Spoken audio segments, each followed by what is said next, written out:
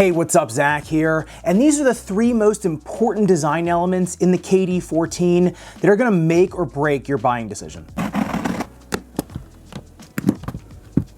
And the first and probably most important design element has got to be how the upper support systems interact with the midsole. Now, the KD14 has a lot of parts that work in concert with each other, but what makes the shoe function the way it does in large part has to do with the medial and lateral support systems combined with that cushlon foam. And because cushlon is made with more rubber elements, it is pretty soft. That combined with the full-length Air Zoom strobel makes the shoe ridiculously comfortable underfoot, but leaves it prone to buckling under you, especially when all your body weight is on one limb. But in the KD14's case, there's actually a bridge here in the midsole that runs from the rear foot all the way to the start of the forefoot, which number one distributes weight more evenly across the shoe when pushing off or landing, but number two, it discourages it from rolling when going side to side, which makes it a nice choice for somebody who's worried about ankle sprains. And on the other side of the shoe, or medial side, going from the midsole to the uppers, is this dorsal retention strap, which stops your foot from compressing the foam too much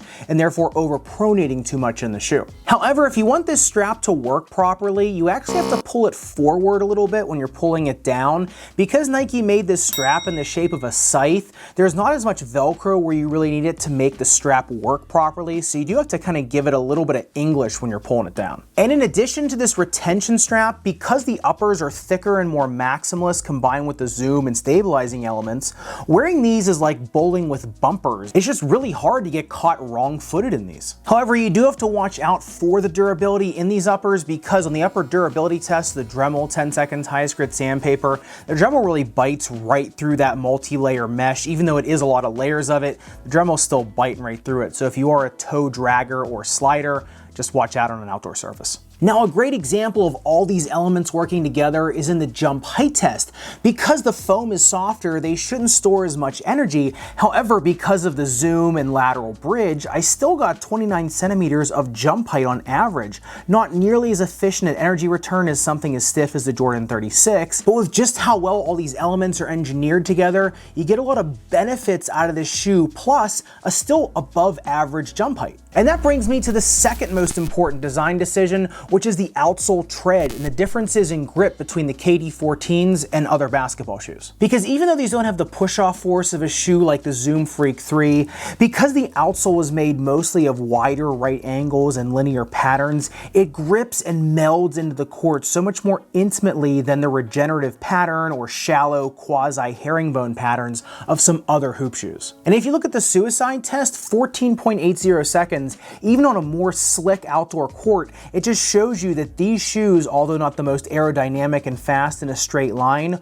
are wicked quick when cutting and turning. And on the outsole durability test, the Dremel 10 seconds highest grit sandpaper, about 2 millimeters of damage, which is pretty standard among basketball shoes we've seen this year. However, the tread depth is just a little bit deeper, so these shoes are still going to last you a little bit longer just because you got more tread between you and the ground. And the other great thing about that increased tread depth, as well as the more width between the treads, is that these shoes will grip better on an outdoor court, which may have a little more debris or dirt or leaves or dew on it, just because it can grip better versus some other shoes with a more shallow tread depth, where as soon as there's a little bit of dew on the ground, dirt or debris, you're going to be hydroplaning like crazy. And the third most important design choice in the KD14s, of course, is their fit, because although the KD14 is a lot more comfortable than some other basketball shoes and a little more supportive too, they actually do fit a little bit short here in the forefoot. Because at least me, being somebody with a little bit of an inflared foot, typically my toes don't go as far in the toe box as some others with a straight, and even my toes were right up to the toe box in these shoes.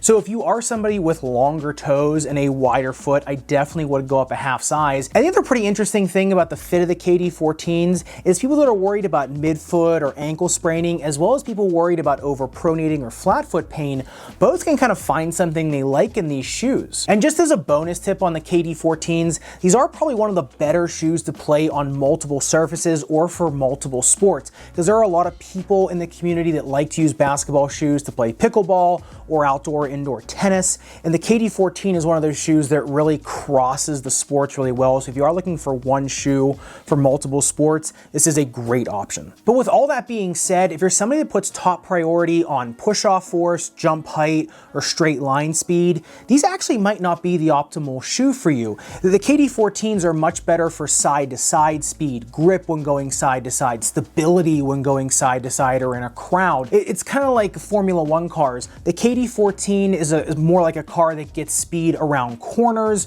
versus some other shoes like the Zoom Freak 3, which gets more speed in a straight line. But of course, I'd love to know your thoughts. Are you someone that likes the features of the KD14, or are you looking for a shoe more with straight line speed, a little more bouncy and stiff? Let me know in the comments down below. And remember, the KD14 is a basketball shoe kind of on one end of the spectrum.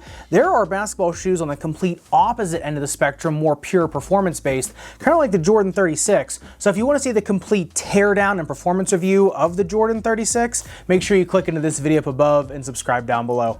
Respect your rubber and foam. I'll see you in the next video.